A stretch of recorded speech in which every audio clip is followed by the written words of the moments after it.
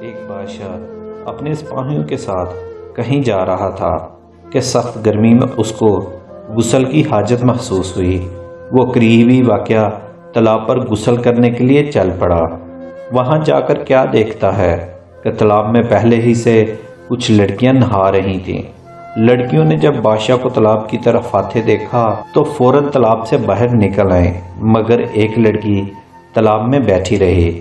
بادشاہ نے اس لڑکی سے پوچھا کہ تم تالاب سے باہر کیوں نہیں نکل رہی ہو؟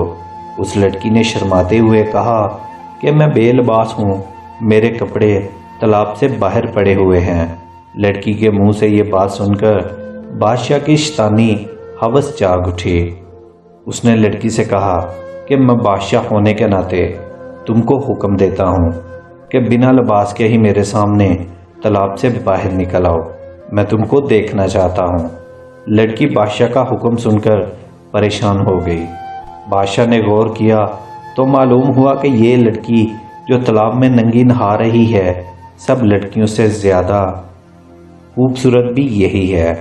بادشاہ نے لڑکی سے کہا کہ تم میرے سامنے بنا لباس کے پانی سے باہر آؤ، مگر تم مجھے پسند آ گئی تو میں تم کو محل میں لے جاؤں گا اور اپنی کنیزہ بنا لوں گا۔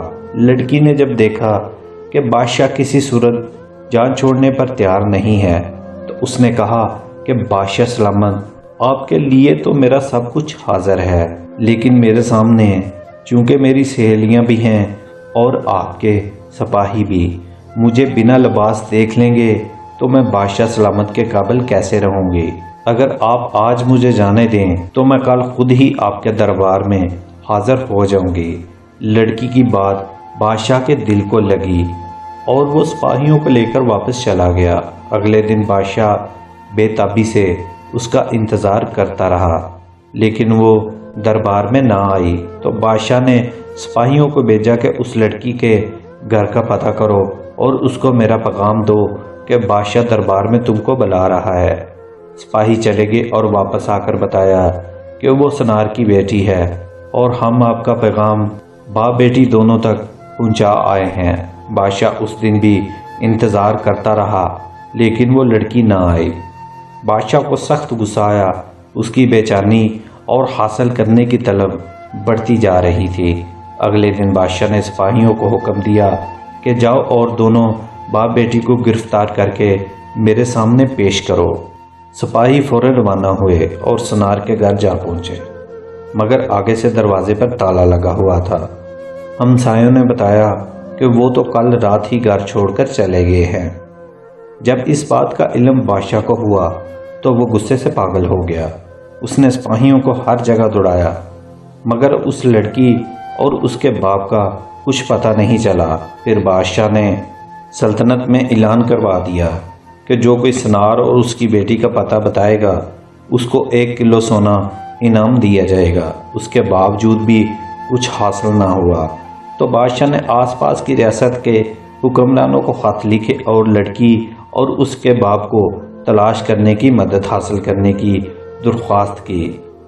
لیکن یوں لگتا تھا کہ لڑکی کو زمین کھا گئی یا آسمان نکل گیا۔ ایک رات بادشاہ سویا ہوا تھا تو اس کو خواب میں دریا کے کنارے ایک جھونپڑی نظر آئی۔ بادشاہ جھونپڑی کو دیکھ کر حیران ہوتا ہے کہ اس ویرانے میں کس نے جھونپڑی ڈالی ہے۔ جب وہ چلتا چلتا اس جھونپڑی کے اندر داخل ہوا تو اس کو ایک داڑھی والا بزرگ نظر آیا۔ اس بزرگ کے ساتھ ہی ایک لڑکی بھی بیٹھی ہوئی تھی۔ اس سے پہلے کہ بادشاہ لڑکی کی شکل دیکھتا، بادشاہ کی آنکھ کھل گئی۔ بادشاہ سمجھ گیا کہ ہو نہ ہو یہ وہی باپ بیٹی ہیں جو اس جھونپڑی میں چھپے ہوئے ہیں۔ بادشاہ اس علاقے کو جانتا تھا۔ اگلی صبح بادشاہ نے سپاہیوں کا دستہ تیار کیا اور سیدھا دریا کے کنارے اسی جگہ پہنچ گیا جو اس کے خواب میں نظر آئی تھی۔ وہاں پر جھونپڑی بھی موجود تھی۔ بادشاہ نے سپاہیوں کو ادھر ہی رکنے کا اشارہ کیا اور خود جھونپڑی کے اندر چلا گیا۔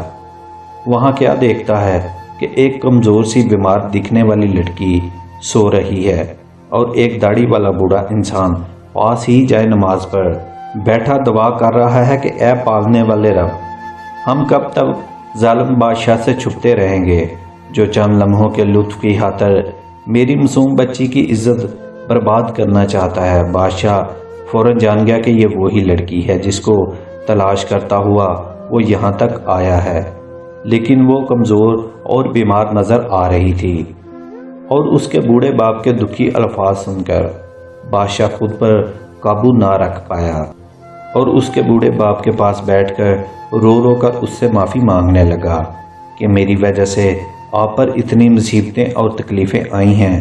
اس کے بعد بادشاہ نے پورے اعزاز اور عزت کے ساتھ لڑکی اور اس کے باپ کو دربار میں بلایا اور لڑکی کے باپ سے درخواست کی کہ اگر آپ اجازت دیں تو میں آپ کی بیٹی سے نکاح کر کے اس کو اپنی بیوی بنانا چاہتا ہوں۔